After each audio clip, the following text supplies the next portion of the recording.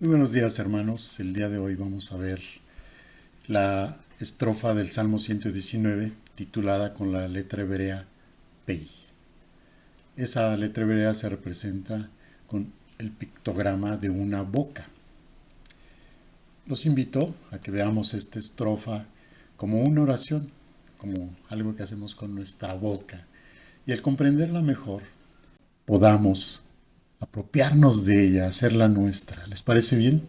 Entonces veamos qué dice cada uno de los 8 versos de los que consta. El versículo 129 inicia diciendo: maravillosos son tus testimonios.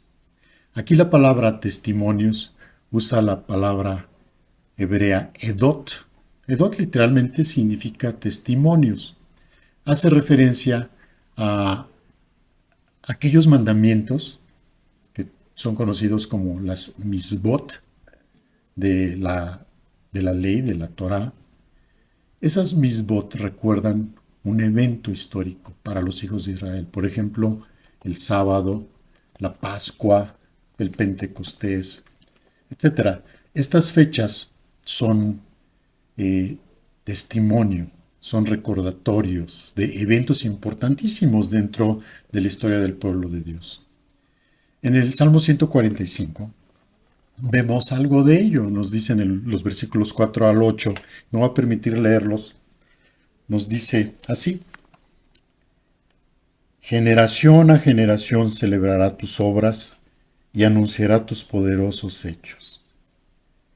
En la hermosura de la gloria de la magnificencia y en tus hechos maravillosos meditaré. Del poder de tus hechos estupendos hablarán los hombres, y yo publicaré tu grandeza. Proclamarán la memoria de tu inmensa bondad y cantarán tu justicia. Clemente y misericordioso es Jehová. Ahí dejo la lectura.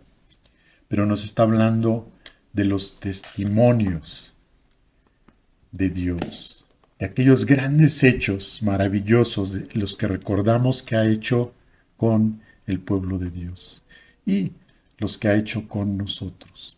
Publicaremos su grandeza, cantaremos su grandeza, cantaremos su justicia. Dice el Salmo: lento para la ira y grande en misericordia. El Salmo 150 es otro salmo que frecuentemente incluso cantamos. Lo cantamos, dice: alabadle por sus proezas, alabadle conforme a la muchedumbre de su grandeza. Eso es el versículo 2. Y termina diciendo en el último versículo: todo lo que respira, alabe a Jehová.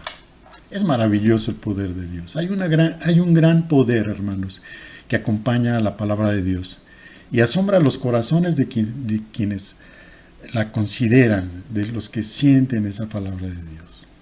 En 1 Tesalonicenses 1:5, siempre hay que recordarlo, ese versículo dice así: pues nuestro evangelio no llegó a vosotros en palabras solamente, sino también en poder, en el Espíritu Santo y en plena certidumbre, como bien sabéis, cuáles fuimos entre vosotros por amor de vosotros. Eso decía el apóstol Pablo a los creyentes en Tesalónica. Habla del poder del evangelio. No son palabras solamente, así como la escritura no son palabras solamente, sino es poder, es el Espíritu Santo, Dios mismo hablando a nosotros.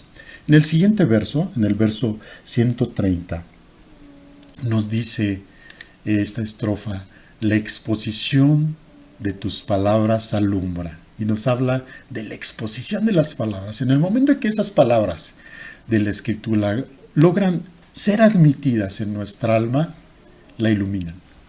Al entrar, inundan la mente, la iluminan, son claras. La palabra no encontrará entrada, seguramente, en algunas mentes, porque éstas están bloqueadas por la vanidad, por el prejuicio, la indiferencia, no sé, pero cuando se presta la debida atención, La iluminación divina nos llevará al conocimiento de la mente de Dios. Como si el salmista dijera: oh Dios, que tus palabras, como los rayos del sol, entren por la ventana de mi entendimiento y disipen las tinieblas de mi mente. Y dice después: hace entender a los simples. A los sencillos les da no solo conocimiento, sino comprensión. Los simples, los sencillos. ¿Pero qué se refiere con eso? Porque los sencillos, la gente sencilla, frecuentemente puede ser despreciada, o su sencillez puede entenderse como especie de ingenuidad, y entonces se convierten en burla de los demás. Pero en realidad se refiere a aquellos que en otras partes de la Escritura nos habla de aquellos de doble ánimo. Dicho en otras palabras, y en alguno de los versos de este salmo también nos habla de esas personas de doble ánimo. Les llama hipócritas.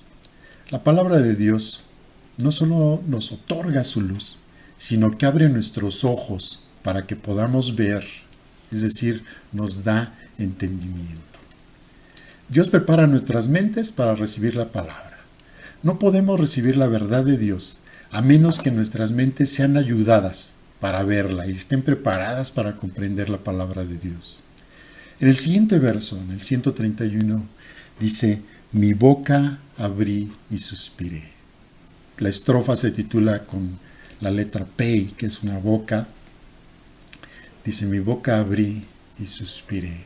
El salmista estaba lleno de un intenso anhelo, de manera que suspiraba y no se avergonzaba de describirlo con un símbolo muy expresivo, muy natural, y dice: suspiré.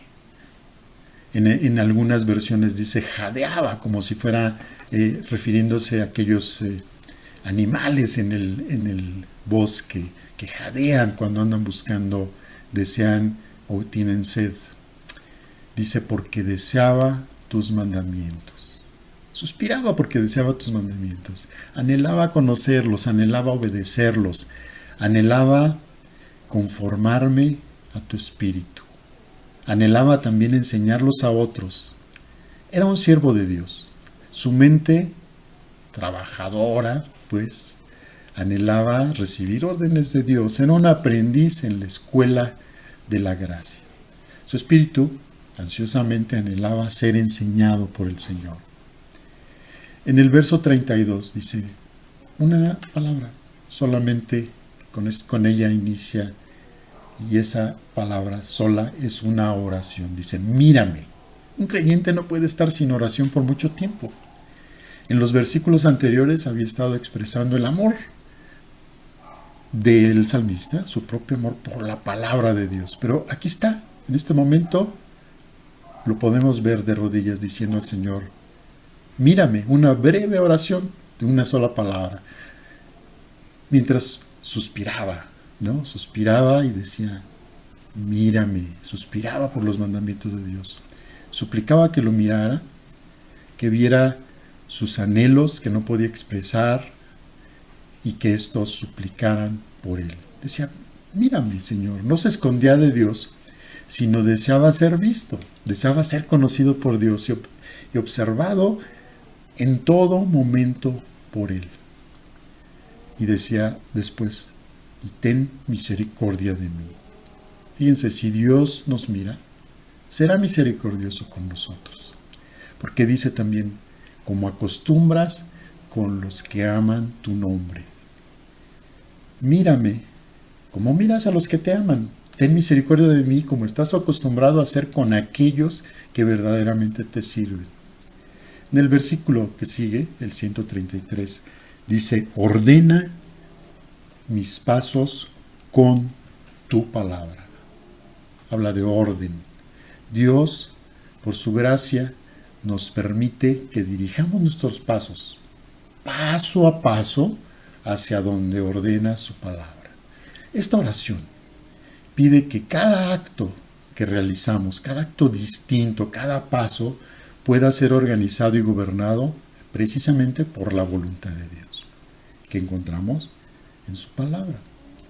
Y después dice: y ninguna iniquidad se enseñoree de mí. Aquí podemos pensar que el salmista pide hacer todo lo que está bien. No caer bajo el poder de nada que esté mal. Dios es nuestro Rey, nuestro soberano. Tendríamos cada pensamiento sujeto a su influencia. Un creyente anhela ser librado del poder del mal y es consciente de que no podrá obtener esa libertad por sí mismo. Entonces, como sabe que no puede obtener esa libertad por sí mismo, clama a Dios por ella. En el siguiente versículo dice: líbrame de la violencia de los hombres.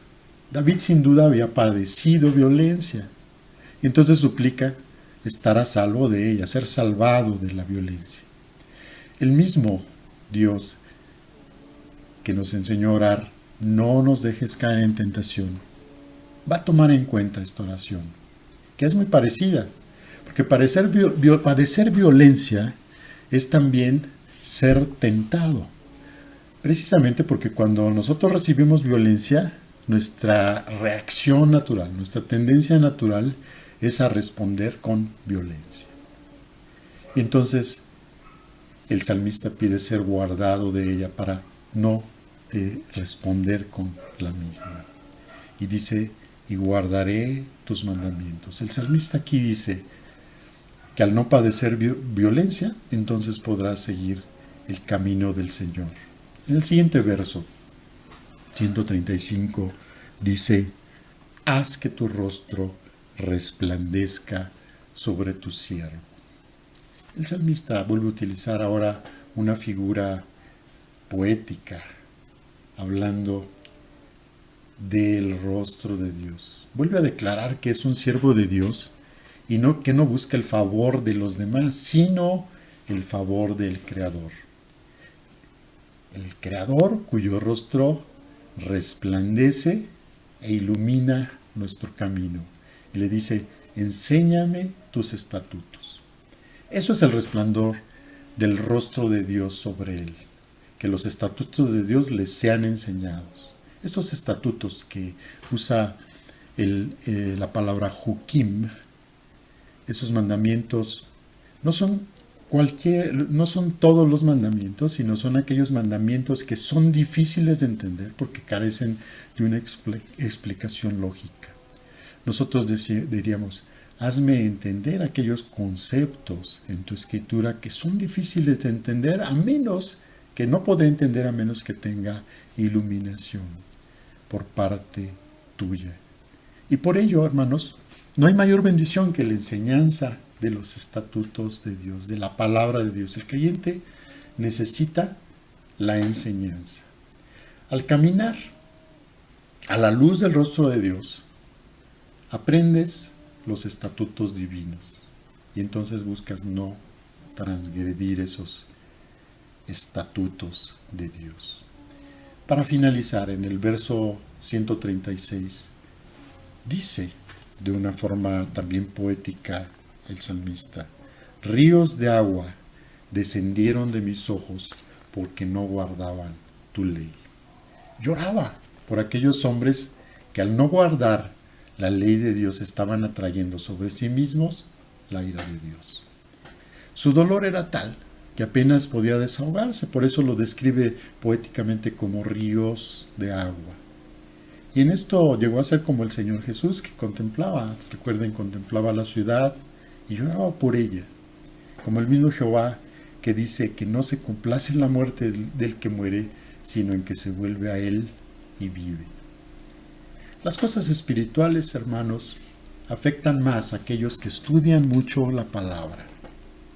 ¿Quieres ser de ellos? ¿Quieres ser de aquellos que estudian la palabra, que buscan, que dice que ansían, que suspiran por la palabra de Dios? Al hacerlo, al estudiar la palabra de Dios, nos enseña la verdad y la esencia de las cosas. Dios les bendiga, hermanos, y que sigan disfrutando de este hermoso día. Reciban un abrazo.